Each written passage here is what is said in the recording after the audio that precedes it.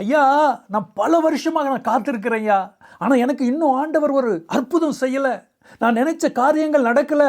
என் குடும்பத்தில் ஒரு அற்புதம் நடக்கலை. இப்படியாகத்தான் அநேகர் புலம்பிக் கொண்டிருப்பாங்க.